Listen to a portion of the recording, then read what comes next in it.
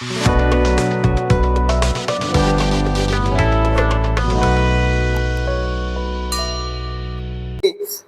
Of heat energy जो use होता है 1 kg सॉलिड को लिक्विड में कन्वर्ट करने के लिए at a constant atmospheric pressure, उसे अमाउंट ऑफ हीट एनर्जी को बोलते हैं लैटेंट हीट ऑफ फ्यूजन।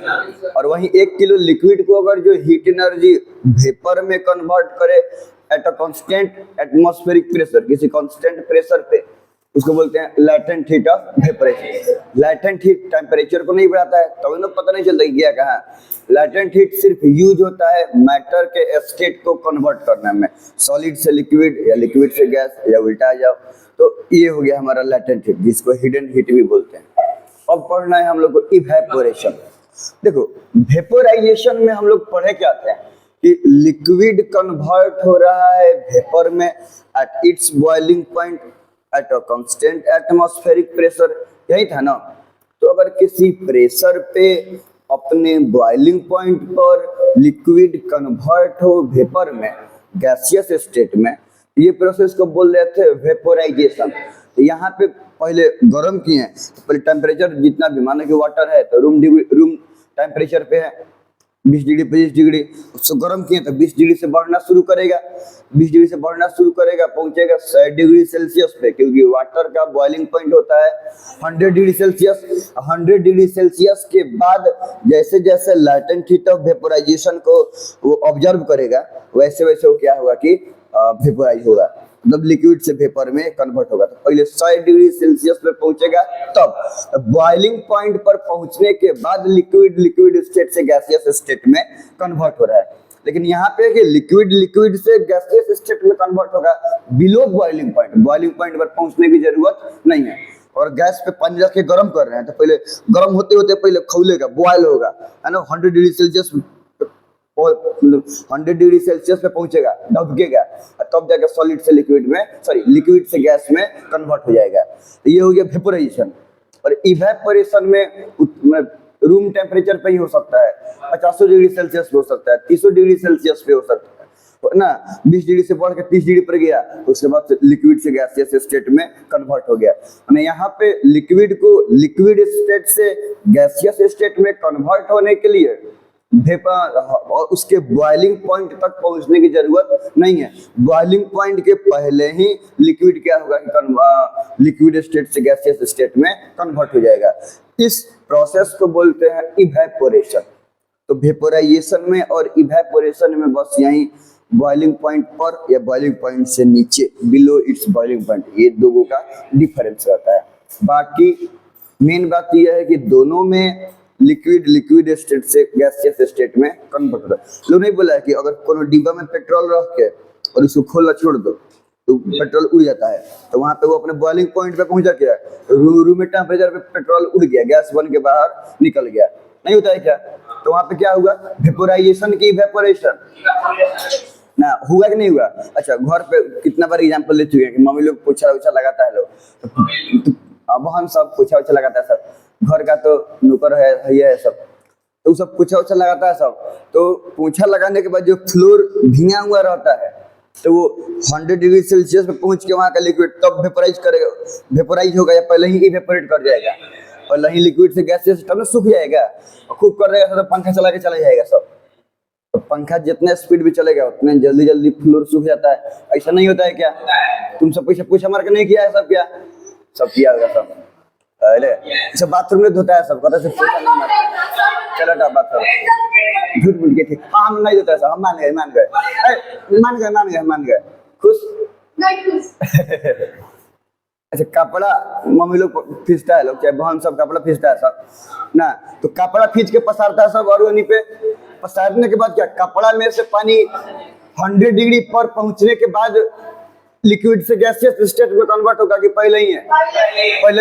तो वहां पे वेपोराइजेशन हुआ कि इवेपोरेशन हुआ। तो पेट्रोल के उड़ते समय में चाहे फ्लोर पे पोछा लगाने के बाद कपड़ा फिर से जो कपड़ा का सुखाया जाता है वो सब क्या हो गया, इवेपोरेशन। तो ऐसा ऐसा बहुत सारा फेनोमेना है जहां लिक्विड से गैसियस स्टेट में कन्वर्ट होता है, लेकिन कन्वर्ट होने के लिए उसके बॉइलिंग पॉइंट पर पहुंचने की जरूरत नहीं है। वो क्या होता है कि उसके बॉइलिंग पॉइंट के पहले ही लिक्विड से गैसियस स्टेट में कन्वर्ट हो जाता है। मतलब जहां लिक्विड वेपोराइज नहीं, इवेपोरेट हो जाता है। हाँ, लिक्विड से गैसियस स्टेट में कन्वर्ट होगा, लेकिन वेपोराइजेशन नहीं होगा, लिक्विड का इवेपोरेशन होगा। यहाँ तक हाँ, कुछ फैक्टर है जो इफेक्ट करता है, उसके बारे में हम लोग लाइन बाय लाइन पढ़ेंगे लोग कैसे कैसे। जैसे कि वाइंड स्पीड, पंखा स्पीड में चल रहा था ना, फ्लोरा सूख गया है, wind speed, humidity, surface area नहीं, और टेम्परेचर, मतलब जो है। तो ये सब कुछ चीज है जो इफेक्ट करता है इवेपोरेशन पे। अगर इस सब फैक्टर के बढ़ने या घटने से इवेपोरेशन पे फर्क पड़ता है, रेट ऑफ इवेपोरेशन ज्यादा या कम होता है।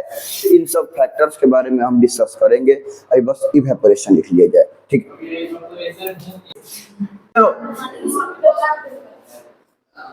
हम लोग इवेपोरेशन के बारे में बात कर रहे हैं लोग ना। The process of conversion of liquid into its gaseous state before it's boiling point at a constant atmospheric pressure called evaporation. Below it's boiling point मतलब किसी भी लिक्विड का गैसियस स्टेट में कन्वर्ट होना बॉइलिंग पॉइंट के पहले ही है, boiling point से नीचे, ऊपर ना। At a constant atmospheric pressure, किसी खास एटमॉस्फेरिक प्रेशर पे। इस फेनोमेना को हम क्या बोलते हैं, इवेपोरेशन। वेपोराइजेशन में भी होता है गैसियस स्टेट में कन्वर्जन होना, इवेपोरेशन में भी होता है। और यहाँ पे लिखे हैं कि in both phenomena vaporisation and evaporation liquid converts into gaseous state. दोनों के दोनों फेनोमेना में लिक्विड को गैसियस स्टेट में ही कन्वर्ट होना है, but at its boiling point in vaporisation, vaporisation में कन्वर्ट होगा eight boiling point.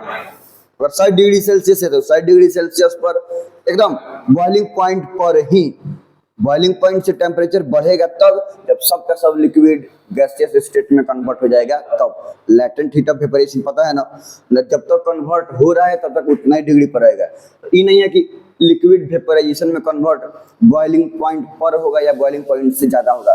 Boiling point से तो ज्यादा टेम्परेचर बढ़वे नहीं करेगा। जब तक पूरा लिक्विड वेपोराइज ना हो जाए तब तक टेम्परेचर बढ़ेगा क्या, तब तक एकदम पहुंच गया बॉइलिंग पॉइंट पे तो टेम्परेचर कांस्टेंट हो जाएगा, टेम्परेचर रुक जाएगा। उसके बाद वाला सब हीट एनर्जी उसके लैटेंट हीट में जाएगा, एकदम एट बॉइलिंग पॉइंट, ना ही ऊपर ना ही नीचे, एकदम। तो वेपोराइजेशन में होता है at its boiling point in vaporisation and below it's, ऊपर तो होगा नहीं, नीचे, below it's boiling point in evaporation. 60 degree पर, 80 डिग्री पर, 50 डिग्री पर, 20 डिग्री पर, 30 डिग्री पर। तो ये सब बॉइलिंग पॉइंट से कम है ना है, तो बॉइलिंग पॉइंट से पहले ही क्या होता है कि वेपोराइज जाता है इवेपोरेशन में, गैसियस स्टेट में कन्वर्ट होता है। तो दोनों में सिमिलरिटी ये है कि लिक्विड को चेंज होना है गैसियस स्टेट में। डिफरेंसेस ये है कि एक में एट बॉइलिंग पॉइंट और एक में बिलो बॉइलिंग पॉइंट, ठीक। हाँ, कुछ एग्जांपल ये है कि ड्राइंग ऑफ वेट क्लॉथ्स, भींगा हुआ कपड़ा को सूखना, वेट फ्लोर, गीला फ्लोर है तो उसको सूखना। होता है कि पानी में आदमी गिलास में थोड़ा सा पानी रख दिया, चाहे थाली उली भी रख लिया है, नहीं लड़की सब बर्तन तक धो रखता है, सब फिर सूख जाता है, होता है कि नहीं होता है। तो ना फेवरेट काम सबको बर्तन धोना, बर्तन धोने के लिए घर में झगड़ा करे, हम नहीं दीदी करेगी, ऐसा होता है। तो वो थाली को तो धो दिया, सबको बढ़िया से चमका दिया, सब चाटोट एकदम फ्रेश कर दिया, सब बर्तन धो दिया सब। अब उसके बाद उसमें तो पानी लगा हुआ रहेगा, अब फिर लगा रख दिया सब, फिर थोड़ा देर बाद जाकर थाली देखना पूरा एकदम सूख गया रहेगा, एकदम ड्राई हो जाएगा, समझ में आ रहा है। तो पानी क्या हुआ, वेपोराइज की इवेपोरेट, इवेपोरेट वहां पे बॉइलिंग पॉइंट पर नहीं गया, उसके पहले ही है। तो ये सब कुछ एग्जांपल है किस चीज का, इवेपोरेशन का। अब सोचो कि इवेपोरेशन क्यों होता है, वहां पे तो समझ में आ रहा है कि 100 डिग्री पर गया तो क्या 100 डिग्री पर सिर्फ चले जाने से कन्वर्ट हो जाएगा क्या, 100 डिग्री पर जाने के बाद अब आता है इंपॉर्टेंट चीज, अब उसको चाहिए खाने के लिए लैटेंट हीट। जब तक लैटेंट हीट नहीं मिलेगा वो 100 डिग्री पर ही दबकेगा, 100 डिग्री पर, चाहे दिन भर का है ना हो, जब तक लैटेंट हीट इतना कंप्लीट नहीं होगा जितना लैटेंट हीट चाहिए, तब तक वो लिक्विड गैसियस स्टेट में कन्वर्ट नहीं होगा। तो यहाँ पे मेन फंडामेंटल चीज क्या रहा है कन्वर्ट होने के लिए, लेटेंट हीट ऑफ वेपोराइजेशन। तो अब जैसे कि वाटर के लिखा हुआ था latent heat of vaporisation something था 2.25 into 10 to the power 6 joule पर केजी, सही था ना। तो मतलब इतना ही के आसपास होगा अप्रॉक्स में।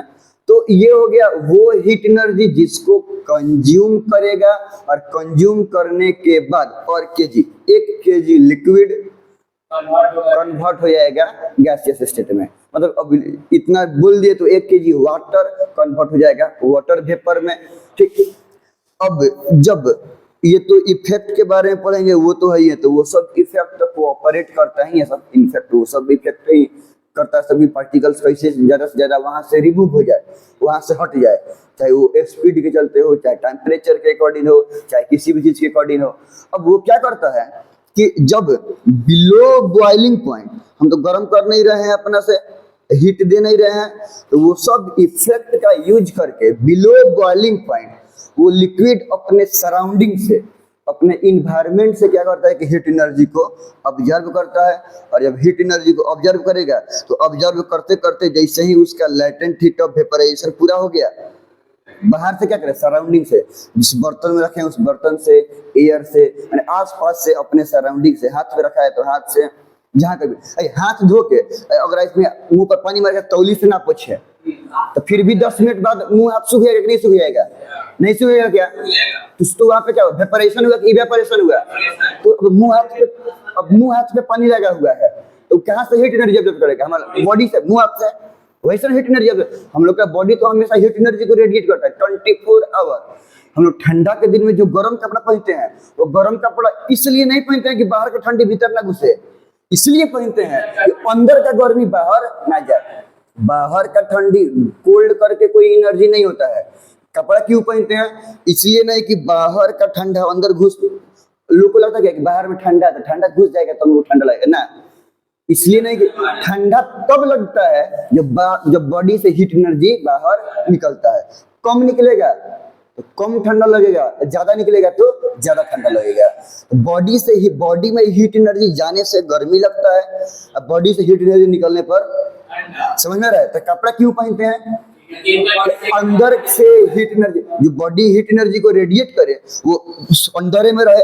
जब स्वेटर के अंदर में रहेगा तो हम लोगों को बढ़िया महसूस होगा, कम अब अंदर में रहेगा गर्मी, अब बॉडी के जो भी टेम्परेचर है तो टेम्परेचर डिफरेंस कम होगा तो कम हीट एनर्जी बॉडी से, मतलब हीट एनर्जी के रिलीज का रेट कम रहेगा। अब वहीं अंदर में रहेगा गर्मी और बाहर में रहेगा ठंडा, डिफरेंस बहुत ज्यादा है।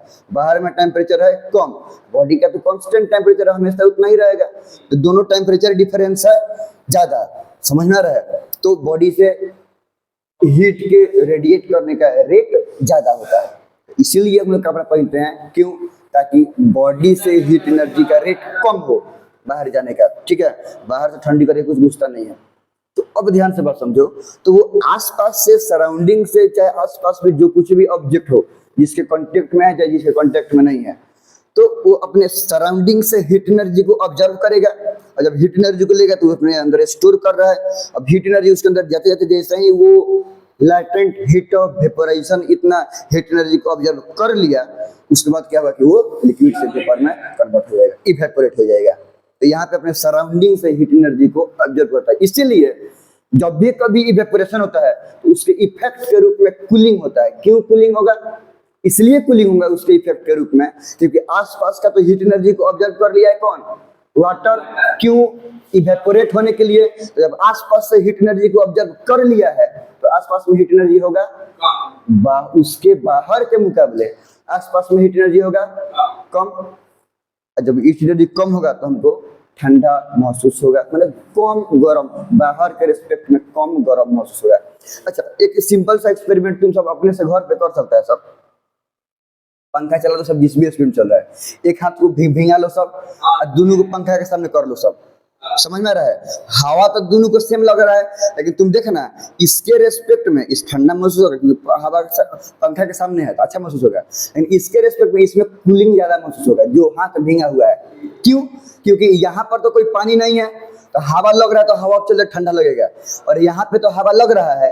अब वो वाइंड स्पीड के यूज करके हाथ पर का पानी और बॉडी के टेम्परेचर का, बॉडी के हीट का और वाइंड स्पीड का यूज करके बॉडी से हाथ पर से पानी क्या होगा कि इवेपोरेट होगा, और जब पानी इवेपोरेट होगा तो हाथ का हीट एनर्जी को ऑब्जर्व करेगा, और जब हाथ से हीट एनर्जी ऑब्जर्व होगा, ऑब्जर्व माने बाहर निकलेगा कि अंदर घुसेगा, पानी हीट एनर्जी को ऑब्जर्व कर रहा है, तो बाहर में बॉडी से हीट एनर्जी निकल रहा है, तो इतना दूर क्या महसूस होगा कि ठंडा महसूस होगा।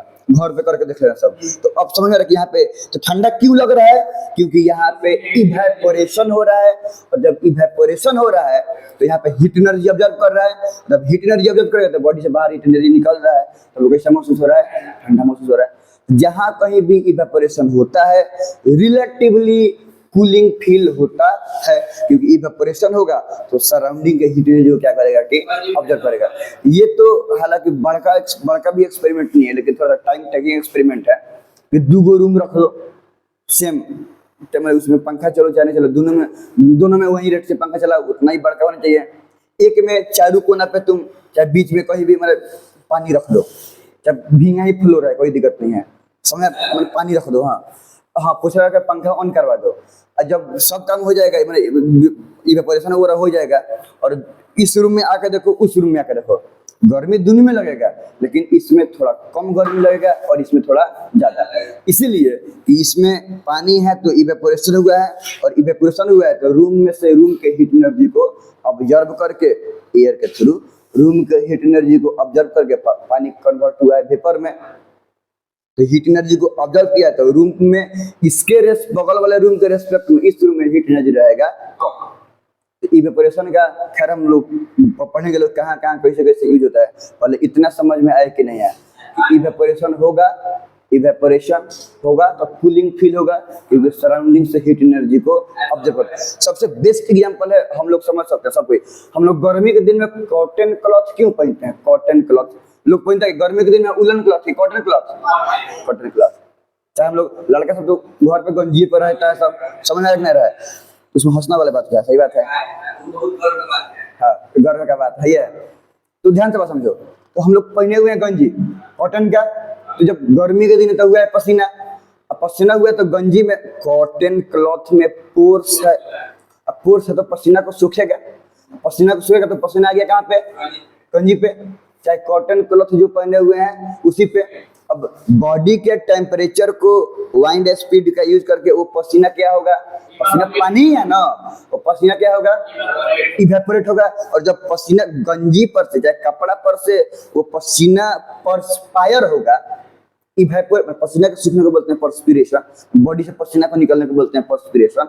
जब वो पसीना इवेपोरेट होगा तो बॉडी से हीट एनर्जी को ऑब्जर्व करेगा, और जब बॉडी से हीट एनर्जी को ऑब्जर्व करेगा तो हम लोग को ठंडा महसूस होगा।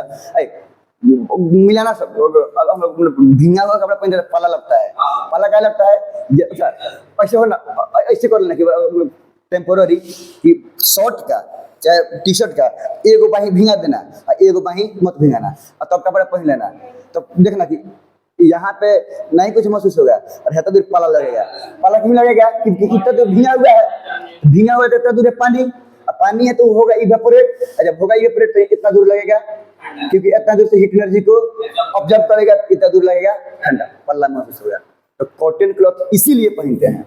सिंथेटिक क्लॉथ में क्या प्रॉब्लम है, उसमें तो पोर्स नहीं होता है, पसीना अंदर रहेगा, पसीना इस पे नहीं आएगा, जब पसीना नहीं आएगा इवेपोरेट होकर बाहर ना निकलेगा, जब पसीना को बाहर जाने का रास्ता नहीं है तो इवेपोरेट क्या होगा क्या, कुछ इवेपोरेट अगर होता भी है तो वाटर वेपर बॉडी के अंदर में रहेगा, बॉडी से बाहर निकलेगा।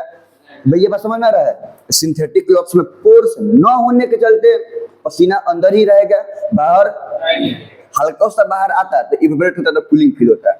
तो यही कारण है कि कॉटन क्लॉथ पहना जाता है, समझ में आ रहा है। घड़ा का यूज करते हैं लोग गर्मी के दिन में मटका से पानी पीने के लिए, तुम सब मिलाया होगा सब, स्टील के बर्तन में एल्युमिनियम के बर्तन में पानी को रख दो, गर्मी के दिन में गर्म हो जाता है। बोतल में ले गर्म, ये तो भाई मेटल है, मेटल हीट एनर्जी को ऑब्जर्व करेगा, मेटल गर्म होगा, मेटल में रखे हुए जो चीज है वो भी गर्म हो जाएगा। बोतल तो नॉन मेटल है, बोतल का पानी गर्म हो जाता है, नहीं होता है क्या। तो घड़ा में पानी की, हाँ तो हम लोग ये बोल रहे थे कि मेटल के बर्तन में अगर पानी रखने पर होता है गर्म, लेकिन घड़ा में गर्म होता है क्या, घड़ा में गर्म, घड़ा में पानी ठंडा रहेगा। क्यों, क्योंकि घड़ा बना हुआ है मिट्टी का, नहीं, अब गलती से घड़ा हम बोल दिए तो मेटल का घड़ा भी होता है, तो मेटल का घड़ा यूज मत करना सब गर्मी के दिन में। घड़ा बोलने का मतलब मिट्टी वाला घड़ा की हम बात कर रहे हैं, ठीक है। तो घड़ा बना हुआ है मिट्टी क्या, तो घड़ा में होता है small small pores. Small small क्या होता है, पोर्स, गंजी के जैसा, तो गंजी नहीं है ना। अब जो हम पानी रखेंगे, ध्यान से बात समझना, तो अब जो पानी रखें तो पानी तो पोर्स, घड़ा के पोर्स से होते हुए आ गया ऊपर सरफेस पर, बोलो उस सरफेस पर आ गया।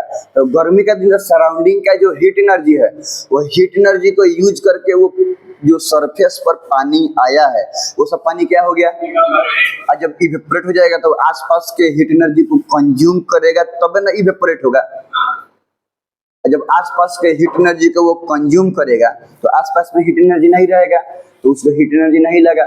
फिर जैसे ही वो वाला लेयर इवेपोरेट हुआ तो फिर नीचे वाला जो पानी है वो फिर आ गया ऊपर। तो ये काम क्या होता है कि लगातार चल, तो तुम पियो ना पियो और दिन भर में थोड़ा सा एकदम माइनर ना फोर्स से अपना पानी जेबे करेगा, लेकिन फिर भी थोड़ा सा घड़ा का पानी ऑटोमेटिक क्या होता है कि कम हो जाता है, वो चूंकि एक्स्ट्रा पानी इवेपोरेट हो जाता है उसी के चलते हैं। और जब इवेपोरेट मान लो ये हो गया घड़ा, ये हो गया घड़ा, अब इसमें हम लोग रखे हैं लोग क्या, पानी। वो वाला घड़ा नहीं है जिसमें तो वो कंकर डाल के क्या किया है कि कर दिया है, हाँ वो वाला नहीं है। हम लोग अगर पूरा बन जाएंगे तो इसको और ऊंचा कर देंगे लोग, लेट डाल कितना कंकर डाल रहा है ना। अब यहाँ पे देखो इसमें है पानी, सुनना सब, थोड़ा सा मिट्टी वाला है तो मोटा बना दिया जाए। अब ये आसपास में तो ये सब एयर है, सराउंडिंग है। अब ये इसमें होता है स्मॉल स्मॉल पोर्स, ये पोर्स से पानी क्या हो जाएगा कि आ जाएगा सरफेस पर, नहीं आएगा क्या, अब पोर्स से होते हुए पानी आ गया। तो अब पानी अंदर में तो है, अब यहाँ पे सरफेस पर भी क्या है कि वाटर ड्रॉपलेट्स मौजूद है, थोड़ा थोड़ा पानी का ड्रॉपलेट मौजूद है। अब ये वाटर, अब सराउंडिंग में क्या हीट एनर्जी है ना, तो अब ये सराउंडिंग के हीट एनर्जी को ऑब्जर्व करके, अब ये तो फेनोमेना है, अब तो सरफेस का पानी क्या होगा, इवेपोरेट हो जाएगा। ये जो वाटर है वो वाटर से कन्वर्ट हो जाएगा गैसियस स्टेट में, नहीं कन्वर्ट होगा क्या, अब जैसे ही ये गैसियस स्टेट में कन्वर्ट होगा तो वैसे वैसे इस सब हीट एनर्जी को यूज कर लिए, तब इतना दूर हीट एनर्जी नहीं है क्या। अब जैसे ही फिर जैसे ही इधर का हीट एनर्जी आएगा यहाँ पे, तो वैसे ही फिर अब इसके पीछे वाला पानी फिर इसके ऊपर वाला जैसे ही लेयर इवेपोरेट हुआ, उसके पीछे वाला फिर से वो अपर सरफेस पर आ गया, फिर से हीट एनर्जी को यूज करके फिर से क्या होगा कि इवेपोरेट हो गया। तो ये काम कंटिन्यूअसली चलते रह रहा है, जिससे ये हो रहा है कि इसका सराउंडिंग का हीट एनर्जी ये पिक्चर को लग नहीं रहा है, ये पिक्चर को लग नहीं रहा है, क्योंकि इस सराउंडिंग का हीट एनर्जी कंटिन्यूअसली यूज हो रहा है। हीट एनर्जी आ रहा है, इस इवेपोरेट हो जा रहा है, आ रहा है, यूज होकर इवेपोरेट हो जा रहा है, हीट एनर्जी आ रहा है, और यहाँ का जो लिक्विड है ड्रॉपलेट वो इसको यूज करके इवेपोरेट हो जा रहा है। समझ में आ रहा है, हीट एनर्जी तो लगातार कंटिन्यूअसली यूज हो जा रहा है सरफेस पर के लिक्विड को इवेपोरेट करने के लिए। तो वो लिक्विड घड़ा को लग नहीं रहा है, अभी घड़ा को टच कर रहा है गर्म करने के लिए, चलो वो जो सरफेस पर वाटर है वो वाटर को एनर्जी को यूज करके क्या कर रहा है कि इवेपोरेट हो जा रहा है। तो वो क्या हो रहा है कि हीट एनर्जी घड़ा को लग नहीं रहा है, जिसके चलते पानी जितना टेम्परेचर पे है उतना ही टेम्परेचर पर रहेगा। ये बात समझ में रहा है, इसीलिए घड़ा में पानी क्या रहता है कि ठंडा लगता है। अब तो स्टैंडर्ड घड़ों का स्टैंडर्ड कर दिया सब, अब हल्का सा यहाँ पे क्या करता है सब न लगा देता सब, 400-500 में बेचता है सब। समझ में आ रहा है, पहले क्या था कि इसको लेके पकड़ के फिर ऐसे उल्टा के डिकेंटेट करके तब पानी को ढाल के आदमी पीता था। अब वैसे करने में क्या था कि प्रॉब्लम था, हाथ से छूट गया तो घर के लोग से लपकारी सुनने के लिए मिलेगा, महंगा मिलता है। अब आ गया है नल, अब बच्चा सबको गाड़ी सुनने से क्या कर रहा है कि बचा रहा है। तो ये एक अच्छी बात है, ये बढ़िया पहल है ना, अच्छा बात है। एक मिनट को, अब ये घड़ा में पानी क्यों ठंडा रहता है पता चल गया। इसका सोल मेन कॉज क्या है, इवेपोरेशन। अगर इवेपोरेशन सबसे पहले पोर्स, अगर पोर्स नहीं होता तो ये अंदर का लिक्विड सरफेस पर नहीं आता, तो जब सरफेस पर लिक्विड नहीं आता तो इवेपोरेशन, जब इवेपोरेशन नहीं होता तो ये बाहर का हीट एनर्जी यूज नहीं होता। ये बाहर का हीट एनर्जी क्या करता कि कंटेनर को गर्म कर देता, और वो हीट एनर्जी चला जाता अंदर में। जब अंदर में जाता तो अंदर में रखे हुए सामान को हीट एनर्जी लगता और वो क्या होता कि गर्म। मेटल के बर्तन में यही ना रखता है, अगर कोई मेटल का बर्तन है, बाल्टी है, कुछ है, यहाँ पर रखे हैं पानी, इसमें तो फोर्स नहीं है कि ऊपर जाएगा, यहाँ पे एकदम कंटिन्यूअसली हीट एनर्जी इसको लग रहा है। अब मेटल तो कंडक्ट, ये तो गर्म होके करेगा, कंडक्टर भी है, इस इंड से हीट एनर्जी आ जाएगा इस अंदर में, नहीं आएगा क्या? तो अब हीट एनर्जी चला गया अंदर में, इसको तो गर्म करवे किया, अंदर में भी गया, अब ये अंदर के लिक्विड को क्या करेगा कि गर्म करेगा। तो हीट एनर्जी पूरा यूज हो रहा है इसको गर्म करने के लिए, इसलिए पानी इसमें गर्म हो जाएगा। और यहाँ पे हीट एनर्जी यूज हो जा रहा है, पोर्स से होते हुए जो वाटर आया है सरफेस पे, उसको इवेपोरेट होने में हीट एनर्जी यूज हो जा रहा है, जिसके चलते घड़ा का पानी हमेशा क्या रह रहा है कि ठंडा रह रहा है, गर्म नहीं हो रहा है। सोलमेंट को इवेपोरेशन ही है। तो इवेपोरेशन के चलते ही जितना चीज को हम कूलिंग इफेक्ट होता है हमेशा। तुम बाही भिजा के, चाहे हाथ भिजा के, बाही भिजाने में रिस्क है, हाथ भिजा के तुम क्या कर सकते है कि चेक कर सकता है सब कि किसमें ज्यादा ठंडा, इतना तो घर पे हो सकता है ना, एक हाथ भिजाओ एक हाथ नहीं भिजाओ, अब पंखा के सामने करो, किसमें तुमको कूलिंग फील हो रहा है, कंपैरेटिवली किसमें ज्यादा फील होगा, ये सब भिजा हुआ है, क्योंकि वहाँ पे होगा इवेपोरेशन। जब होगा इवेपोरेशन तो एनर्जी को क्या करेगा कि यूज करेगा। यहाँ तो कोई दिक्कत नहीं है ना। अब इस चीज को लिख लीजिए कि कॉटन कपड़ा में, चाहे टीचर में, चाहे जहां जहां भी हो, वहां पे इवेपोरेशन के चलते कूलिंग इफेक्ट होता है। और फिर हम लोग डिस्कस करेंगे फैक्टर्स जो कि रेट ऑफ इवेपोरेशन को इफेक्ट करता है। बोले हैं ना, जैसे वाइंड स्पीड हो गया, टेम्परेचर हो गया, ह्यूमिडिटी हो गया ना, सरफेस एरिया हो गया, ये सब कुछ फैक्टर है जिसके चलते रेट ऑफ इवेपोरेशन में बढ़ना या घटना होता है, मतलब चेंजिंग होता है। चलो, फैक्टर इफेक्टिंग इवेपोरेशन। वैसे तो हम लोगों को पता है कि इवेपोरेशन का मतलब लिक्विड से गैसियस स्टेट में कन्वर्ट हो जाना बॉइलिंग पॉइंट से पहले। तो अब मानो कि बॉइलिंग पॉइंट पर होता तो पता है कि बॉइलिंग पॉइंट पर है लेटेंट हीट, मतलब हम इनसे उसको आग दे रहे हैं, उसको हम हीट दे रहे हैं, तो टेम्परेचर बढ़ेगा, लेटेंट हीट लेगा, हो जाएगा। लेकिन यहाँ पर तो कोई एक्सटर्नल हीट हम दे नहीं रहे हैं। जब एक्सटर्नल हीट दे नहीं रहे हैं तो कहीं ना कहीं से तो स्टेट को चेंज करने के लिए कुछ ना कुछ कहीं ना कहीं कोऑपरेशन चाहिए। ये सब वो फैक्टर है जो कोऑपरेट करता है, सपोर्ट करता है लिक्विड को लिक्विड से गैसियस स्टेट में कन्वर्ट होने के लिए, जो उसको एनर्जी देगा, उसके मॉलिक्यूल्स को अलग अलग करेगा, दूर दूर करेगा, सेपरेट करेगा। समझ में आ रहा है? उसके पार्टिकल्स में वो सारे फिजिकल चेंज करेगा जो सपोर्ट करेगा उसको लिक्विड से गैसियस स्टेट में कन्वर्ट हो जाने के लिए। ये सब कुछ फैक्टर्स है, temperature, wind speed, surface area और ह्यूमिडिटी। टेम्परेचर तो सब किसी को पता है नहीं कि हमारे इन्वायरमेंट का टेम्परेचर कितना है, आस परिवेश का टेम्परेचर कितना है, ये तो सब कुछ। अभी गर्मी है, कितना एकदम हार्ड वाला गर्मी चल रहा है, कपड़ा खींच के पसारो धूप में, 2 घंटा में कपड़ा सूख जाएगा। 2 घंटा ज्यादा ही हो गया, कपड़ा सही से क्या होगा कि आराम से सूख जाएगा, नहीं सूखेगा क्या, आसानी से सूख जाएगा। वहीं ठंडा के दिन में क्या होता है, 2 दिन में सूखेगा, इस बात का कोनो गारंटी नहीं है। दिन हो ठंडा चाहे गर्मी का अंतर क्या रहता है, मान लो कि अभी भी हवा नहीं बह रहा है, अभी भी हवा नहीं बहेगा, मान लो कि सब बात को कांस्टेंट कर ले, तो अंतर क्या रहता है, temperature, room temperature, atmospheric temperature गर्मी के दिन में ज्यादा है और ठंडी के दिन में कम है। गर्मी के दिन में तो पंखों से जरूरत नहीं पड़ेगा, पोछा मारेगा कि से पोछा मार रहा है तो सन जैसा सूख रहा है। गर्मी के दिन में तुम एक गिलास पानी में फ्लोर पर फेंक देना, फेंकेगा थोड़ा देर बाद सन करके सब सूख जाएगा। क्या ज्यादा है, टेम्परेचर। तो अगर टेम्परेचर ज्यादा रहेगा तो पानी जल्दी सूखेगा, माने वेपराइज माने इवेपोरेट जल्दी हो जाएगा, गैसियस स्टेट में कन्वर्ट जल्दी हो जाएगा। तो अगर टेम्परेचर ज्यादा है तो क्यों, टेम्परेचर ज्यादा माने आसपास में हीट एनर्जी है ज्यादा कि कम, ज्यादा। जो जहाँ पे पानी हो, पानी उस हीट एनर्जी को आसानी से क्या करेगा कि ऑब्जर्व कर लेगा, कंज्यूम कर लेगा, और फिर क्या होगा कि नहीं, टेम्परेचर ज्यादा रहेगा, आसपास में हीट एनर्जी ज्यादा से ज्यादा मात्रा में क्या होगा कि हीट एनर्जी को आसपास से ऑब्जर्व करेगा और इवेपोरेट हो जाएगा। तो टेम्परेचर इवेपोरेशन के डायरेक्टली प्रोपोर्शनल होता है। टेम्परेचर रहता है ज्यादा तो इवेपोरेशन भी होता है ज्यादा, रेट ऑफ इवेपोरेशन भी होता है ज्यादा। ठंडा का दिन है, टेम्परेचर है कम, रेट ऑफ इवेपोरेशन भी होगा कम, क्योंकि टेम्परेचर कम माने आस परिवेश में हीट एनर्जी है कम, तो फिर कॉमन हीट एनर्जी ऑब्जर्व करेगा, फिर वो अपना पूरा लेटेंट हीट को पूरा करने में टाइम ज्यादा लगेगा, तो ज्यादा टाइम में इवेपोरेट होगा। रेट ऑफ इवेपोरेशन कम हुआ कि नहीं हुआ, रेट कम हुआ कि नहीं कम हुआ, ज्यादा टाइम में इवेपोरेट हो रहा है तो रेट कम हुआ, तब रेट कम का माने स्लो हुआ, स्लो हो रहा है कि नहीं हो रहा है, तो टेम्परेचर डायरेक्टली प्रोपोर्शनल होता है इवेपोरेशन के। टेम्परेचर ज्यादा होता है आसपास का तो इवेपोरेशन का रेट भी ज्यादा होता है, मैंने फास्टर होता है। टेम्परेचर कम तो इवेपोरेशन का रेट भी कम, मैंने इवेपोरेशन स्लोअर होगा, स्पीड में नहीं होगा।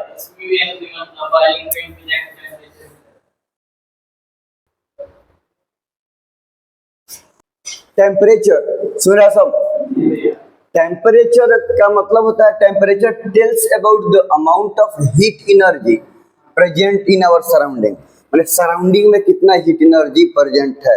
और अब गर्मी के दिन है तो टेम्परेचर ज्यादा है मतलब सराउंडिंग में हीट एनर्जी, टेम्परेचर कम का मतलब सराउंडिंग में हीट एनर्जी, इतना तो समझ में आ रहा है ना।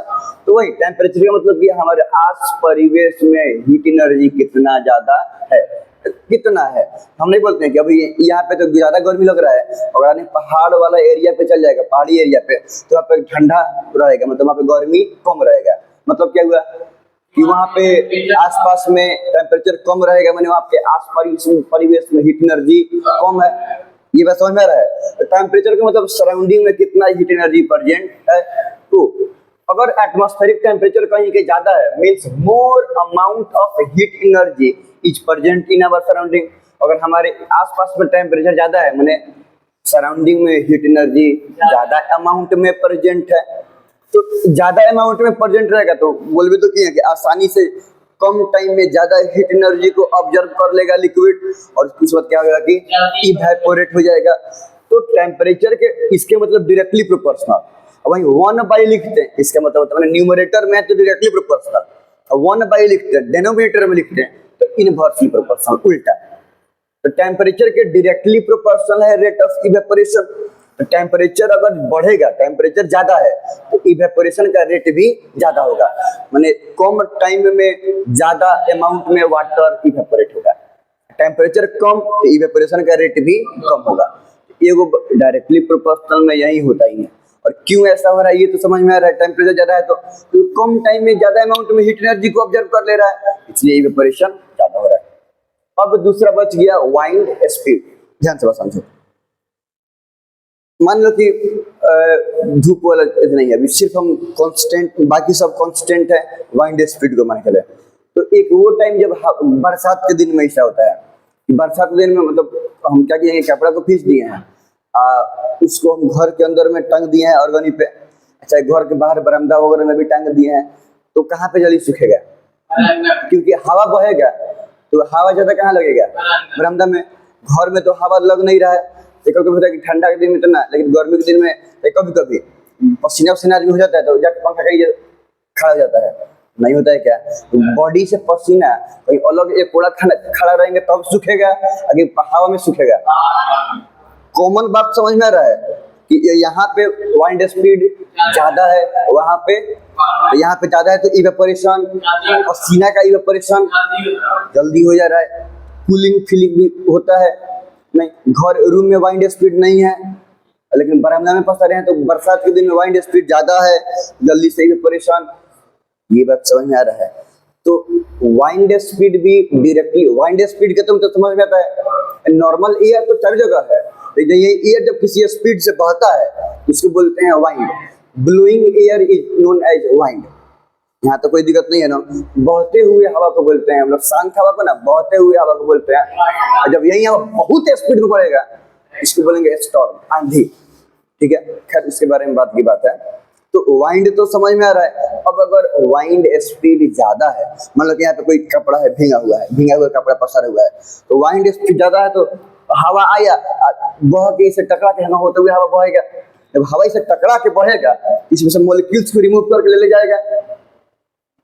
समझ में रहा है, कपड़ा खींचने के बाद झाड़ना, बहुत सारे उसमें कपड़े में से वाटर मॉलिक्यूल्स का पार्टिकल्स निकलता है कि सामने के मुंह पर जाते तो खींचा जाएगा, उसमें से पार्टिकल्स का छींटा उसके मुंह पर बहुत सारा पड़ जाएगा। जब तो वाइंड स्पीड टकरा के गुजरता है तो उसमें से बहुत सारे मॉलिक्यूल्स को अपने साथ रिमूव किए हुए ले चला जाता है। जब वाइंड स्पीड ज्यादा है तो कपड़ा में से ज्यादा अमाउंट में वाटर पार्टिकल्स मूव करेगा, रिमूव होगा, कम रहेगा तो कम रिमूव होगा। तो जल्दी कपड़ा में से पानी हटेगा कब, ज्यादा रिमूव होगा तब कि कम रिमूव होगा तब, ज्यादा रिमूव कब होगा जब वाइंड स्पीड ज्यादा रहेगा। तो स्पीड में तेज ज्यादा अमाउंट में क्या करेगा, बहा के लेके जाएगा, जल्दी जल्दी बहा के लेके जाएगा। समझ रहा है, सिर्फ स्पीड में एकदम स्पीड में निकल चला गया, धीरे धीरे नहीं जा रहा है, स्पीड में लेके चला गया है ना, फिर स्पीड में लेके चला गया। कम टाइम में ज्यादा अमाउंट में वाटर क्या हुआ कि कपड़ा से भींगा हुआ कपड़ा से जहां कहीं भी वाटर, फ्लोर पे चाहे कहीं भी, घर में पोछा लगाने के बाद पंखा क्यों ऑन किया था, रूम टेम्परेचर उतना ही है, धूप तो आ नहीं रहा है, सरफेस एरिया भी उतना ही है, पंखा ऑन करने से क्या बढ़ जाता है, रूम का वाइंड स्पीड, ज्यादा वाटर मॉलिक्यूल्स फ्लोर पर से रिमूव होने लगता है। ये बात समझ में आ रहा है कि नहीं आ रहा है, कोई दिक्कत नहीं है ना। तो वाइंड स्पीड ज्यादा तो इवेपोरेशन भी होगा ज्यादा, वाइंड स्पीड कम तो इवेपोरेशन भी होगा। अब अपने से बताओ, वाइंड स्पीड इवेपोरेशन के डायरेक्टली प्रोपोर्शनल है कि इनवर्सली प्रोपोर्शनल है? दोनों ज्यादा हो रहा है, दोनों कम हो रहा है, ठीक।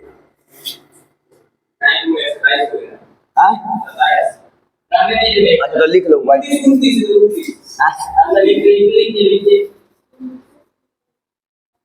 चलो टॉपिक देखा था, कुछ ना कुछ स्पीड से बढ़ेगा। तो पंखा के नीचे हम लोग हैं लोग, तो पंखा के नीचे एयर बह रहा है, अगर सर्कुलेट कर रहा है तो कुछ ना कुछ स्पीड से कर रहा है। अच्छा इसे हम कंपैरेटिवली अभी एग्जैक्टली स्पीड तो नहीं बता सकता, लेकिन ये बोल सकता है कि ये पंखा स्लो मूव कर रहा है तो इसके नीचे का एयर का स्पीड कम होगा, और फास्ट मूव कर रहा है तो उसके नीचे का एयर का स्पीड सबके ज्यादा होगा कि नहीं, ज्यादा होगा एयर का स्पीड। तो स्पीड समझ में आ रहा है ना, वाइंड स्पीड। अब अगर ऐसा होता है कि बारिश के दिन में नॉर्मली हम लोग कपड़ा को ले जाकर बरामदा में सुखाते हैं, लोग बरामदा में इसलिए कि खिड़की उड़की ओपन एरिया रहता है, हवा आता है अंदर में, रूम में कोई कोना में टांग देंगे तो अंदर तक हवा नहीं जाएगा, तो बरामदा में जल्दी से सूख जाता है क्योंकि हवा बहता है, हवा में कपड़ा सूखता है नहीं। जब हवा बह के आके कपड़ा से टकरा के गुजरता है, जब स्पीड में टकरा के गुजरेगा तो बहुत सारा मॉइस्चर को, बहुत सारा वाटर ड्रॉपलेट्स को, वाटर पार्टिकल्स को रिमूव किए हुए लेके जाएगा, है कि नहीं है, ले चला जाएगा, रिमूव करके लेके चला जाएगा। और अगर स्लोली बहेगा तो रिमूव नहीं करेगा। जल्दी जल्दी अगर पानी रिमूव हो रहा है कपड़े में से, तो जल्दी जल्दी पानी घट रहा है इसमें से, जल्दी से पूरा पानी खत्म हो जाएगा और कपड़ा सूख जाएगा, कपड़ा ड्राई हो जाएगा, यही होता है। तो अगर वाइंड स्पीड रहे ज्यादा, मूविंग एयर को वाइंड बोलते हैं, वाइंड स्पीड रहे ज्यादा जल्दी सूख जाएगा, और वाइंड स्पीड रहे कम देर से सूखेगा, है ना। तो यहाँ पर भी wind speed rate of evaporation के डायरेक्टली प्रोपोर्शनल है। डायरेक्टली माने वाइंड स्पीड ज्यादा, रेट ऑफ इवेपोरेशन भी कम होगा, फास्टर, और वाइंड स्पीड कम तो रेट ऑफ इवेपोरेशन भी कम, काम होगा स्लोअर। इतना लिख लिया जाए, आ जाओ।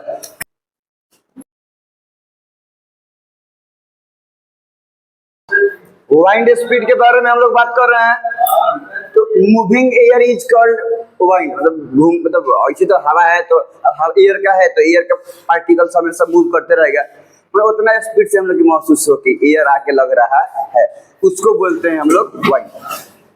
Speed of air also effect the rate of evaporation, जैसे टेम्परेचर इवेपोरेशन को रेट को इफेक्ट करता है, वैसे एयर का स्पीड भी रेट ऑफ इवेपोरेशन को इफेक्ट करता है। When moving air strikes with the cloth, हम एक एग्जांपल ले लिए हैं कि वो भींगा वेट क्लॉथ से जब मूविंग एयर स्ट्राइक करेगा, then it removes the water particles from the cloth, तो स्ट्राइक करेगा तो क्लॉथ से वाटर पार्टिकल्स को रिमूव करेगा।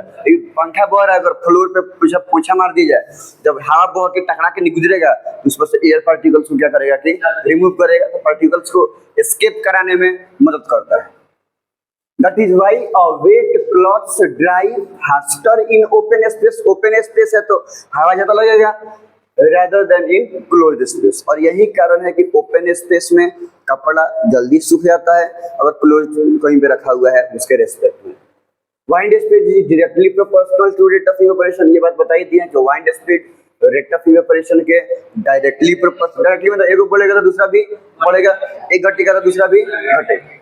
तो वाइंड स्पीड अगर बढ़ रहा है, इंक्रीज हो रहा है, तो इवेपोरेशन का रेट भी इंक्रीज हो रहा है, मतलब सूखेगा फास्टर, इवेपोरेशन होगा फास्टर।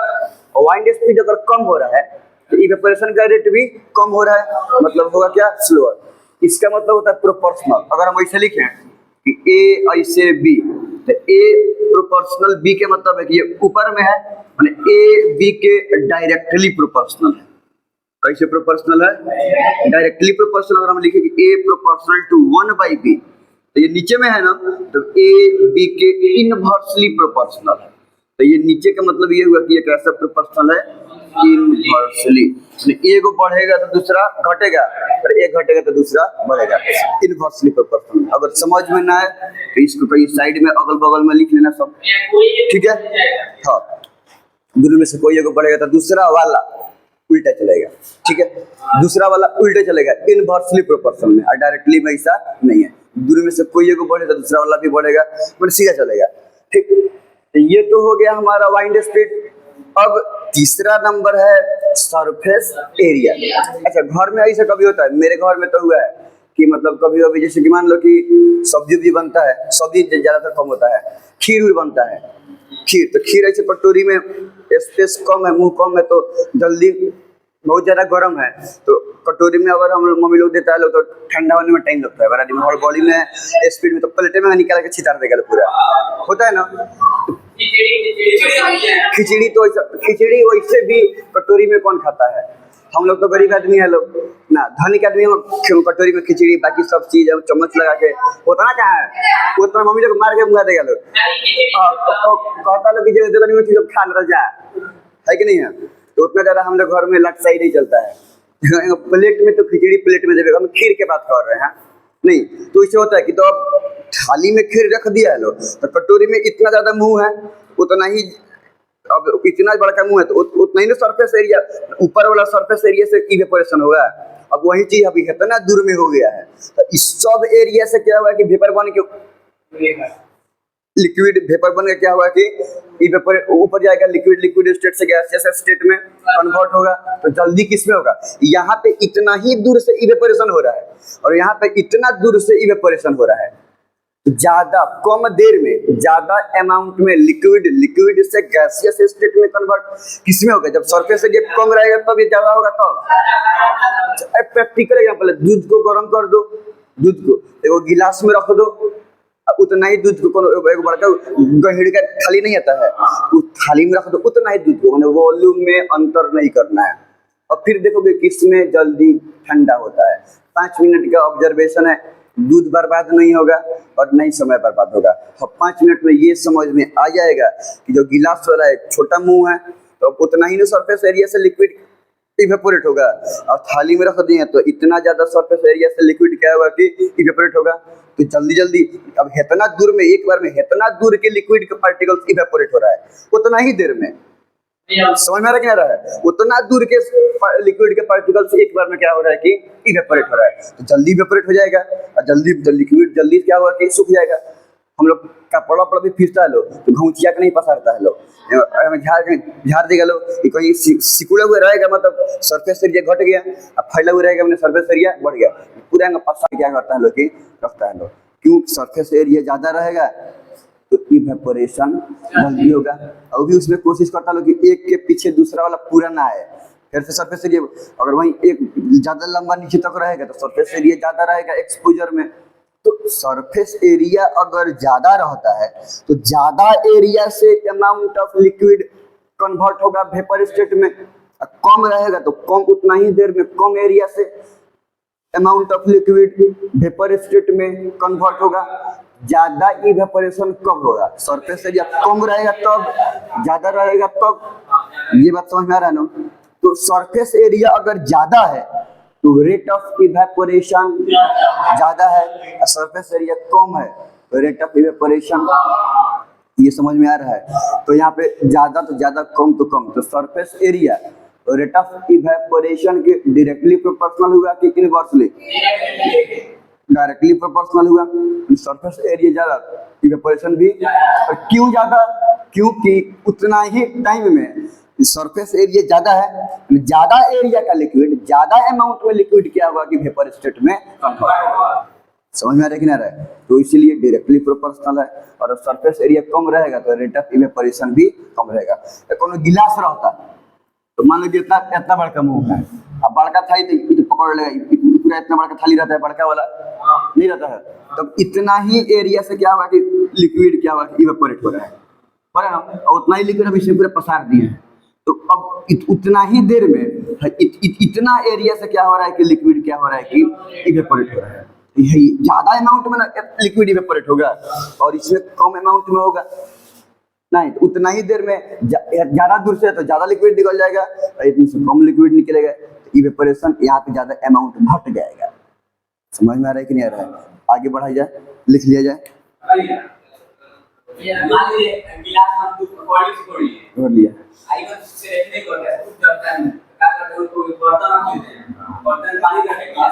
अच्छा, वो तो टेम्परेचर इफेक्ट है। देखो अभी हीट बढ़ाएंगे तब तुम लोग बताएंगे। हीट एनर्जी क्लास 8 में सब पढ़ना था, आगे पढ़ने को नहीं है, नहीं 9th में है, नहीं 10th में है।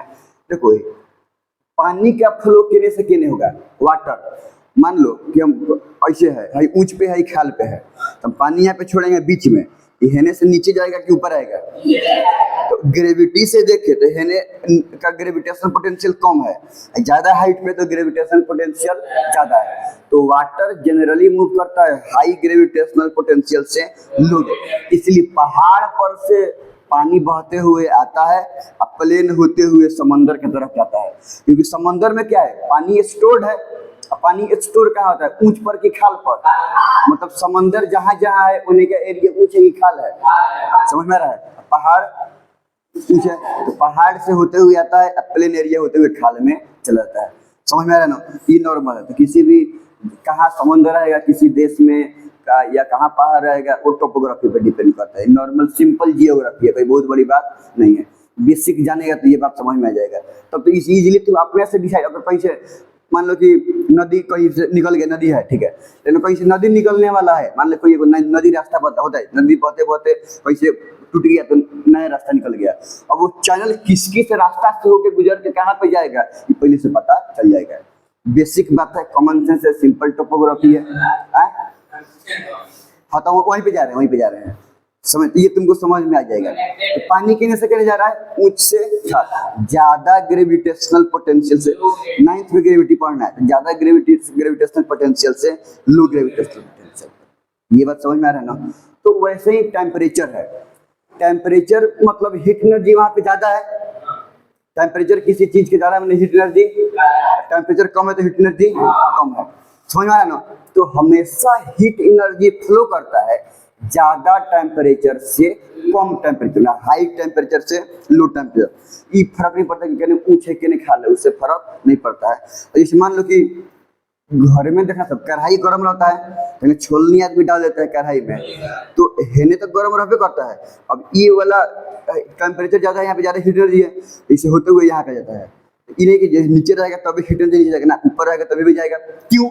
क्योंकि ये वाला इंड तो हम यहाँ पे डाल दिए हैं, तो यहाँ पे है टेम्परेचर ज्यादा और यहाँ पे है टेम्परेचर, तो एने से हीट एनर्जी फ्लो करके ज्यादा है ना, ज्यादा से फ्लो करके एंगर रहेगा तब वो नहीं जाएगा, हेंगर रहेगा तब वो एने से फ्लो करके नहीं जाएगा। तो हीट एनर्जी फ्लो करता है हाई टेम्परेचर से लो टेम्परेचर की तरफ। समझ में आ रहा है? मम्मी भी ऐसे करती है। अगर यहाँ पे है गिलास में दूध, गिलास में क्या है और दूध का टेम्परेचर है ज्यादा, टेम्परेचर है, और उसको हम यहाँ पे एक बर्तन में रख दिए हैं जिसमें रखा हुआ है पानी, पानी रख दिए हैं, पानी है तो नॉर्मल टेम्परेचर पे रहेगा। समझ में आ रहा है ना? तो अब क्या होगा, इसका टेम्परेचर है ज्यादा, इसका टेम्परेचर है, इस सब जगह से हीट एनर्जी फ्लो करके आएगा, ज्यादा टेम्परेचर से कम टेम्परेचर तरफ नहीं आएगा। तो अब इसमें से हीट एनर्जी बर्बाद नहीं होता है, इन्हें से उन्हें जाएगा, उन्हें से इन्हें जाएगा, चाहे फॉर्म बदल जाएगा, बर्बाद नहीं होगा।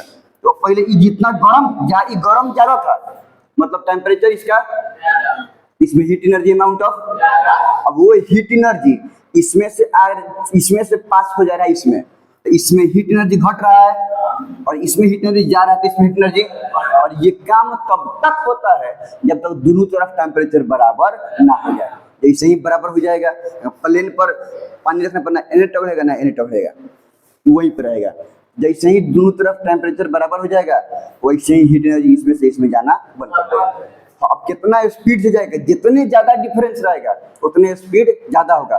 जैसे ही इसमें टेम्परेचर बढ़ेगा, अब ये दोनों के बीच का डिफरेंस कम होगा, वैसे ही स्लो जाएगा। समझ में आ रहा है ना? खैर, तो अब गिलास को निकाल दोगे तो ये गर्म महसूस होगा। ये गर्म क्यों महसूस होगा? इसमें का हीट एनर्जी इसमें आ गया है, तब इसमें का गिलास में का हीट एनर्जी चला गया है इसमें, तो गिलास अब अलग कर दो, गिलास में का हीट एनर्जी आ गया है इसमें, तो गिलास में हीट एनर्जी ज्यादा हो गया कम, जब गिलास में हीट एनर्जी कम तो टेम्परेचर कम तो थोड़ा ठंडा हो जाएगा। इसीलिए ऐसा होता है कि बस उन लोगों को पता नहीं है कि हीट एनर्जी हाई टेम्परेचर से लो टेम्परेचर तक जाता है, लेकिन ये पहले ही से देखते सुनते कॉमन सेंस वाली बात है। ना ठंडा करके कोल्ड एनर्जी नहीं होता, बार बार बोल रहे हैं, होता है एक्चुअली में हीट एनर्जी ट्रांसफर एने वने होता है, हीट एनर्जी कोल्ड एनर्जी करके कुछ नहीं होता है। सरफेस एरिया पे थे लोग हम लोग, कोई दिक्कत है क्या? It is the area of the surface of solid या liquid which is exposed with the atmosphere. अब गिलास में है तो क्यों बोले, अब सब तो गिलास से चारों ओर से ढका हुआ है, अगर हम लिक्विड की बात करें तो सिर्फ ऊपरे वाला ना है जो एटमॉस्फेयर से एक्सपोज में है, तो उसका सरफेस एरिया उतना ही हो जाएगा। थाली में रखेंगे नीचे तो थाली आसपास में रुके हुए है, तो ये जो ऊपर वाला है यही ना एटमॉस्फेयर के एक्सपोज में है, ये हो गया उसका सरफेस एरिया। तो हम वो सरफेस एरिया की बात कर रहे हैं किसी भी सॉलिड या लिक्विड के लिए जो एयर के एटमॉस्फेयर के एक्सपोज में है। समझ में आ रहा है? तो अब सरफेस एरिया ये तो पता है कि रेट ऑफ इवेपोरेशन के डायरेक्टली प्रोपोर्शनल होगा, यानी एगो बढ़ेगा तो दूसरा भी बढ़ेगा। क्यों? More the surface area more amount of liquid get evaporate. Surface area ज्यादा रहेगा तो ज्यादा लिक्विड इवेपोरेट करेगा। क्यों? Because more amount of liquid will be exposed with the atmosphere, क्योंकि सरफेस एरिया कम है तो इतना ही ना अमाउंट के लिक्विड जो ऊपर से एक्सपोज में है वो इन्वायरमेंट के एक्सपोज में है। जब बड़का सरफेस एरिया में रखेंगे तो ये पूरा अमाउंट का लिक्विड जो एक्सपोज में है वो एक साथ इवेपोरेट होगा, तो एक्सपोज मतलब एयर के कांटेक्ट में है।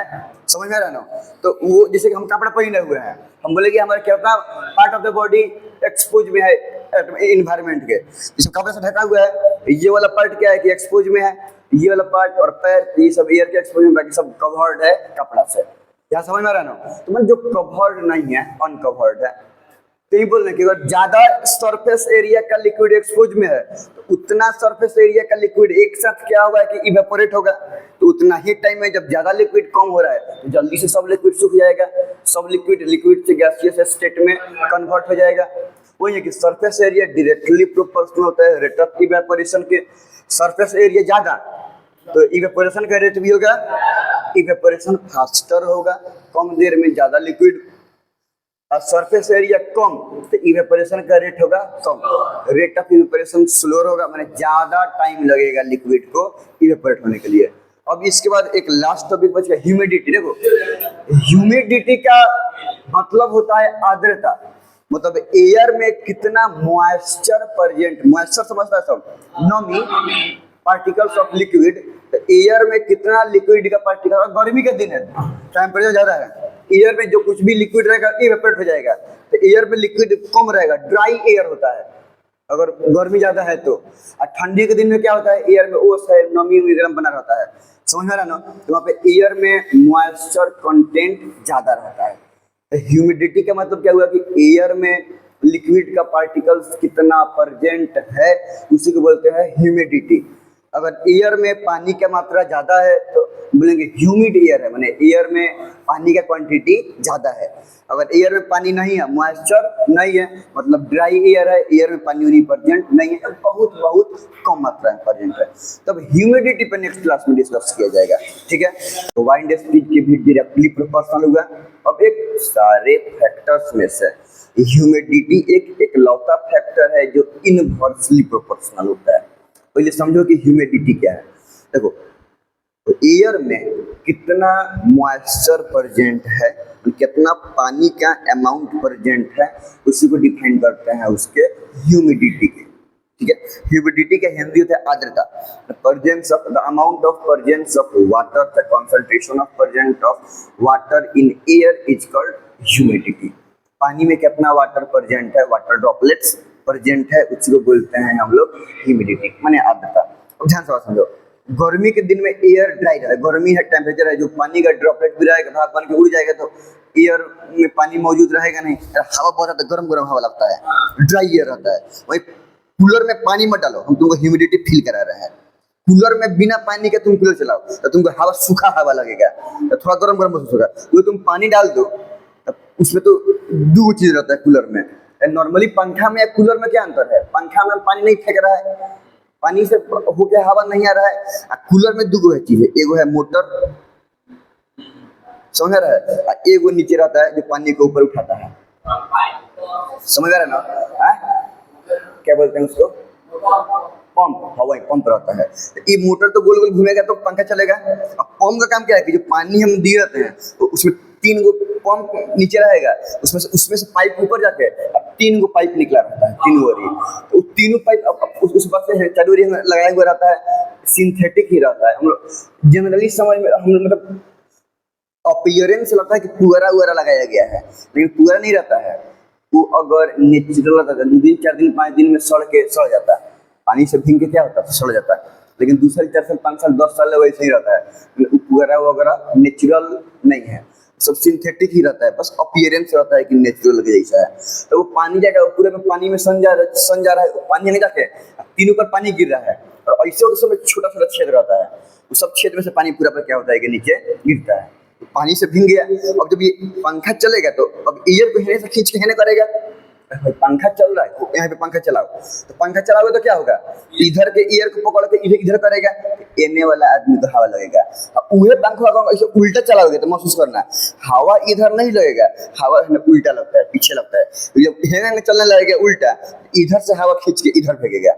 जब हवा इधर फेंक रहा है तो समझ में आ रहा है। इसलिए किचन वगैरह में या कहीं पे वेंटिलेशन के लिए अगर हम एग्जॉस्ट फैन यूज करते हैं, जो ऊपर वेंटिलेशन में एग्जॉस्ट फैन लगा रहता है, जो एग्जॉस्ट फैन यूज करते हैं तो वो एग्जॉस्ट फैन अंदर बाहर से अंदर की तरफ हवा नहीं फेंकता है, उसको सीधा नहीं चला जाता है, उसको चला जाता है उल्टा, समझ रहा है। अगर वो पड़े मुंह करके तो सीधे चला जाएगा, लेकिन अगर ये पड़े मुंह है तो उसको चला जाता है उल्टा।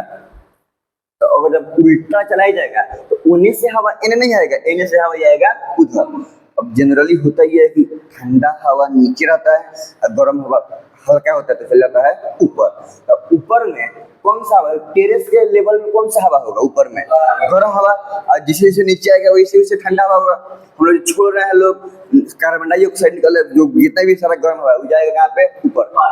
नहीं, अगर रूम में भी टेम्परेचर ज्यादा है, गर्मी का दिन है तो हवा गर्म आएगा, गर्म हवा होगा तो कहाँ पे जाएगा? ऊपर। हल्का होता है तो टेंड्स टू मूव अपवर्ड, ऊपर जाएगा हल्का होने के चलते। नहीं तो क्या करेगा, गर्म हवा को नीचे से बाहर फेंक देता है, तो गर्म हवा बाहर फेंका जाएगा, खिड़की उड़की दरवाजे से होकर ठंडा हवा आएगा रूम के अंदर में। ये समझ में आ रहा है? तो इस तरह से घर में गर्मी बना हुआ नहीं रहता है। और घर में ऐसे तुम रूम में गर्मी के दिन है, रूम में घुसो, पंखा नहीं चल रहा है, मान लो कि 2 घंटे 3 घंटे के लिए तुम रूम से बाहर गए हो, तो अंदर जाकर एकदम दमक के जैसा लगता है, गर्म गर्म फील लग रहा है। ज्यादातर मुझे जब हम लोग बाथरूम वगैरह में जाते हैं तो एकदम बहुत गर्म लगता है, मन करता है कि उसी में एसी लगवा ले ना, फैनो लगाने से काम चलेगा, फैन लगा तो गर्म गर्म हवा लगेगा ना। अगर हम घर पे आदमी गलती से बोल दे कि पापा एसी लगवा दीजिए बाथरूम में, पता नहीं पहले पिटेंगे तब बतियाएंगे ना, पहले लात से बतियाएंगे तब बात से बतियाएंगे, कहेंगे कि रूम में एसी नहीं है ना, रूम में सुतरा पंखा का नीचे है, एसी लगाने के लिए कर रहा है बाथरूम में। खैर, तो वो क्या करता है, गर्म हवा को फेंकता है बाहर। अब कूलर पे ध्यान से, अब अगर जब ड्राई एयर चल रहा है तो वो एयर में वाटर नहीं है, नॉर्मली पानी रूम पर जो ह्यूमिडिटी होगा उतना ही होगा, ड्राई एयर है। लेकिन जैसे पंप ऑन करके और पानी इसमें जाने लगा तो चलेगा तो ठंडा हवा लगता है, क्योंकि एयर में बहुत small droplets of water present रहता है। क्योंकि अब मोटर चल रहा है, समझा रहे, मोटर जब चल रहा है एने से हवा को हेने फेंक रहा है, कूलर के भीतर में हवा कहाँ से आएगा फेंकने के लिए? बाहर से हवा को क्या करके खींच के फेंकेगा, और जब बाहर से हवा खिंचाएगा तो हवा बाहर का हवा पहले जाएगा जो पनियत है उस पर, फिर वहां से आएगा बाहर, ऐसे ही ना होगा। क्योंकि पानी से होके हवा आएगा तो गर्म हवा पानी से होकर ठंडा हो जाएगा और वाटर ड्रॉपलेट्स को लेते हुए चल जाएगा आगे, तो हम लोग कैसे मौसम होता है ठंडा। तो अब उस एयर में पानी का मौजूदगी है, वो ज्यादा ह्यूमिड है पहले का एयर के रिस्पेक्ट में।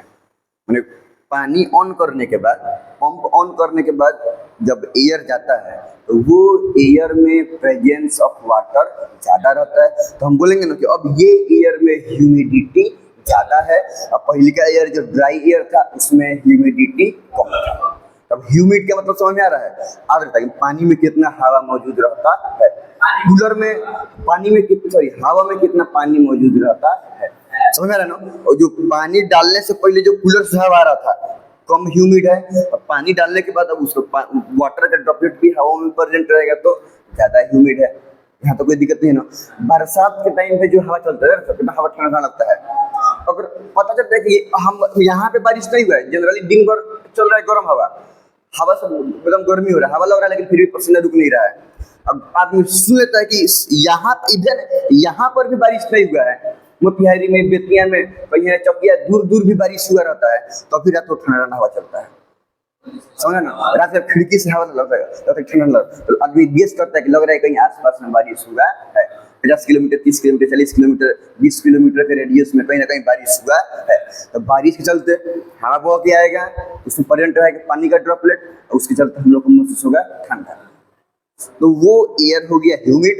और दिन को जो एयर चल रहा था वो एयर में ज्यादा ह्यूमिड नहीं है। तो अब अगर ह्यूमिडिटी की बात करें तो वो बोले तो है इनवर्सली प्रोपोर्शनल। बात समझा पे।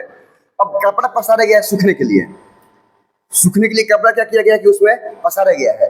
अब अगर ज्यादा ह्यूमिड एयर उस पर पड़ता है, मतलब वो एयर पड़ता है जिसमें पानी ज्यादा है कि कम है, ज्यादा है, तो उस पर सटेगा तो पानी को उसमें देगा कम। जितना पानी को वाइंड स्पीड जितना पानी को लेके नहीं जाएगा, ऑलरेडी एयर में पानी मौजूद है, तो कम पानी को लेकर जाएगा। अगर बहुत ज्यादा पानी मौजूद रहेगा तो उल्टे पानी उसको दे ही देगा, उसका कपड़ा जल्दी सूखेगा नहीं।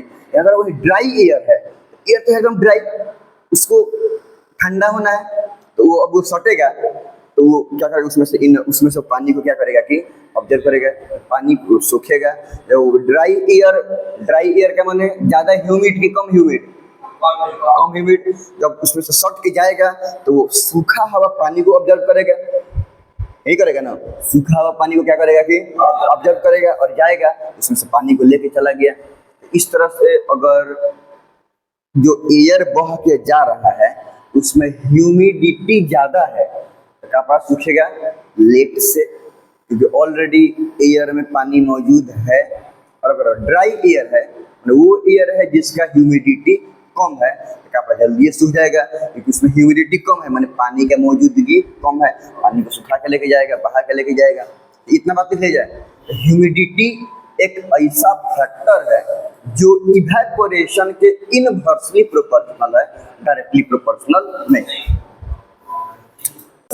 हम ह्यूमिडिटी के बारे में बात कर रहे हैं ना, तो humidity is defined as presence of water माने मॉइस्चर इन एयर। एयर में वाटर का प्रेजेंस का मतलब भी होता है moisture.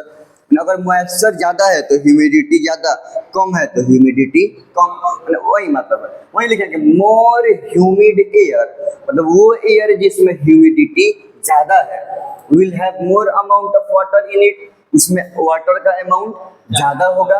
When it blow through an object, और वो एयर की जो ह्यूमिडिटी ज्यादा है, जो ज्यादा ह्यूमिड है, वो एयर अगर किसी ऑब्जेक्ट से होके बहेगा, मान लो कि वो ऑब्जेक्ट को बोल रहे हैं वेट क्लॉथ, भीगा हुआ कपड़ा से होके बहेगा, जैसे पानी सुखाना है, then it observe less amount of water, क्योंकि ज्यादा ह्यूमिड एयर में तो ऑलरेडी पहले से पानी है, तो अब वो गीला कपड़ा में से कम पानी को ऑब्जर्व करेगा। जब कम पानी को ऑब्जर्व करेगा तो कपड़ा जल्दी से सूखेगा नहीं, कपड़ा में का पानी जल्दी से इवेपोरेट नहीं होगा। From it and hence water from wet cloth evaporates very late, बहुत लेट इवेपोरेट होगा, जल्दी से नहीं सूखेगा।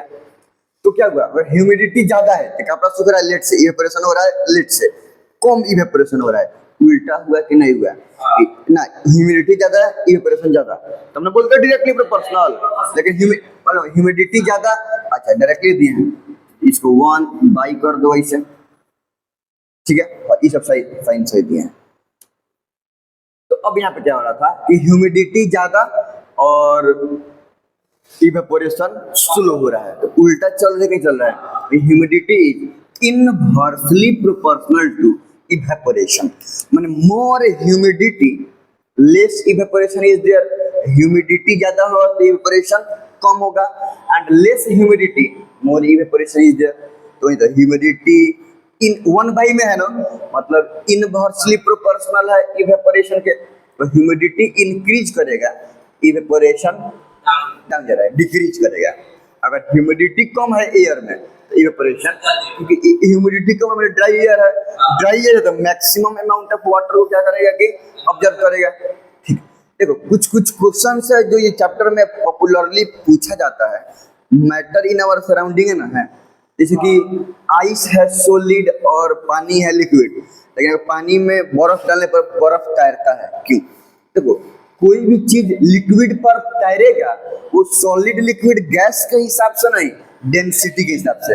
और जो आइस होता है वो पोरस होता है, उसके अंदर में स्पेस होता है, समझ। तो अगर हम मास बाई वॉल्यूम निकालें, मतलब कितना वजन है, टोटल वॉल्यूम निकालें, तो देखो वॉल्यूम तो जितना शेप है उसके अकॉर्डिंग वॉल्यूम आएगा, और अंदर में पोरस है, छेद छेद है, तो मास कम है, छेद छेद है, खाली स्पेस है, तो उसमें तो बर्फ का पार्टिकल है नहीं, तो मास क्या है कि कम है। ये बात समझ में आ रहा है? तो अगर टोटली मास बाई वॉल्यूम करेंगे, माने डेंसिटी निकालेंगे, तो वाटर के डेंसिटी से बर्फ का डेंसिटी आता है कम, इसीलिए आइस वाटर पे क्या करता है, फ्लोट करता है। अब आइस का डेंसिटी कम क्यों है? क्योंकि आइस पोरस होता है, उसके अंदर में स्पेस क्या होता है कि खाली होता है। एक दो क्वेश्चन पूछता है कि जैसे कि हम लोग पढ़े हैं लोग कि सॉलिड इनकम्प्रेसिबल है, सॉलिड को कंप्रेस नहीं किया जा सकता है, लेकिन रसगुल्ला को तो चाहे स्पंज को आदमी कंप्रेस कर देता है। ये बात समझ में आ रहा है? क्यों? फिर खुल जाता है, क्यों? क्योंकि जो स्पंज होता है वो भी पोरस होता है, अंदर में स्मॉल स्मॉल बहुत सारा होल होता है, और उसके अंदर में एक स्पेस होता है, और वो स्पेस में एयर ट्रैप्ड रहता है, एयर प्रेजेंट रहता है। जिसे हम लोग दाबते हैं लोग, तो अंदर का एयर निकल के क्या होता है कि बाहर चला जाता है और खाली स्पेस में आ जाता है, इसलिए स्पंज दाबने से दब जाता है। लेकिन फिर जैसे ही छोड़ा जाएगा फिर क्या होगा कि अपने पहले वाले पोजीशन में वापस से आ जाएगा। तो ऐसा नहीं कि हम कंप्रेस करके छोड़ दिए तो कंप्रेस्ड ही रहा, ऐसा नहीं होता है। वो कंप्रेस्ड तब तक रहता है जब तक हम उस पर फोर्स लगाए हुए हैं। जैसे ही फोर्स रिलीज करेंगे वैसे फिर वो अपने पहले वाले पोजीशन में आ जाएगा, पहले जैसा था वैसा ही हो जाएगा। उसमें वो चेंज डिस्टॉर्टेड नहीं रहेगा, माने बदल के चेंज नहीं रहेगा, फिर पहले जैसा हो जाएगा। इसीलिए स्पंज भी क्या है कि सॉलिड है। स्प्रिंग है, स्प्रिंग इतनी चुके हैं, हम लबड़ा के बड़ा कर दिए तो उसका शेप साइज बढ़ थोड़े गया, तो जितना देर ले फोर्स लगाए हुए हैं उतना देर ले वो स्ट्रेच्ड है, उतना देर ले लंबा है, लेकिन फिर जैसे छोड़ेंगे वापस से पहले वाले शेप में आ जाएगा। तो जैसे ही फोर्स रिलीज किए पहले जैसा था वैसे अब हो गया है। और चेंज जो तब तक रहा है जब तक हम उस पर फोर्स लगाए हुए थे, इसलिए छोड़ने पर बिना फोर्स का, बिना कोई एक्सटर्नल फोर्स का, तो फिर तो उसी शेप में आ जा रहा है, नहीं आ रहा है क्या? जब एक्सटर्नल फोर्स लगाया जा रहा है तब ना इलास्टिक लमर जा रहा है, चाहे स्प्रिंग लमर जा रहा है, स्पंज कंप्रेस्ड हो गया है। ये सब हो कब रहा है? जब फोर्स लगा रहे हैं तब, तभी तक आ रहा है जब तक फोर्स लगाए रह रहे हैं। जैसे ही फोर्स रिलीज कर रहे हैं, फोर्स हटा रहे हैं, फिर से खुल जा रहा है, स्प्रिंग अपना वापस से शेप में आ गया, इसमें कोई चेंजिंग नहीं हो रहा है। इसीलिए ये सब क्या है कि सॉलिड है। हाँ, स्प्रिंग के पास इलास्टिक प्रॉपर्टी है, इसी के चलते वो लमर रहा है, कोई बात नहीं है। तो बहुत सारा सॉलिड होता है जिसमें इलास्टिक प्रॉपर्टी होता है, वो सब इलास्टिक होता है। स्पंज में तो अंदर में एयर ट्रैप्ड है, खाली स्पेस दाबेंगे एयर बाहर निकल जाएगा, फिर छोड़ेंगे एयर चल जाएगा अंदर, फिर वो क्या होगा कि खुल जाएगा। तो ओरिजिनल शेप में तो आ ही जा रहा है छोड़ने के बाद और उसको रिलीज करने के बाद, इसलिए ये सब क्या है कि सॉलिड है।